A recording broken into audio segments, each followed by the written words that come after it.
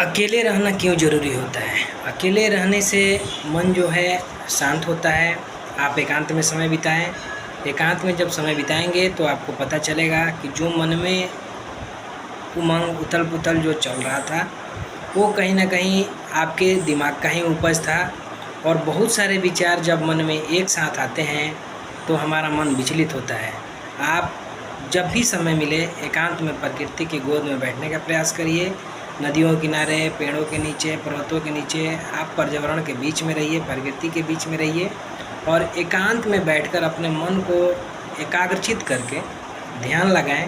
ध्यान लगाने के बाद आप ये सोचें कि मैं अपने जीवन से क्या चाहता हूँ। जब आप सोचेंगे अपने एकांचित मन से तो आपको जवाब बिल्कुल मिलेगा। हो सकता है कि वो जवाब उस समय नहीं मिले, लेकिन थोड़े समय के बाद आपको उसका जवाब मिलेगा।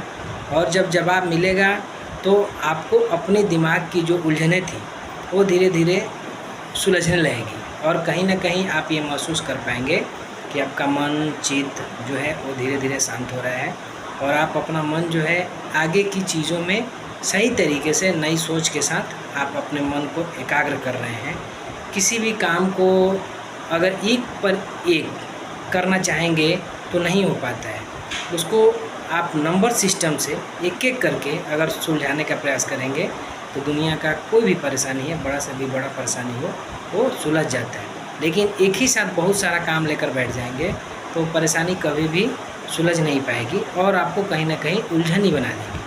तो जीवन में जब भी हो आप एक निश्चित समय बनाएं और उस परेशानी को आप लिखें जो आपके मन में उथल पुथल जो मचा रहा है उसको लिखें, उसको प्रयास करें और जो भी आपके गुरुजन हो, बुद्धिजीवी हो, उनसे भी जानने का प्रयास करें कि इसका रास्ता क्या निकल रहा है। और उस रास्ते को निकालने के पश्चात आपका जब मन होगा, उनका अनुभव जो आपको मिलेगा और आपका जो मन होगा वो एकाग्रचित होकर उस काम को करेगा और जो भी आपकी मानसिक जो विचलन थी वो कहीं ना कहीं दूर होगा।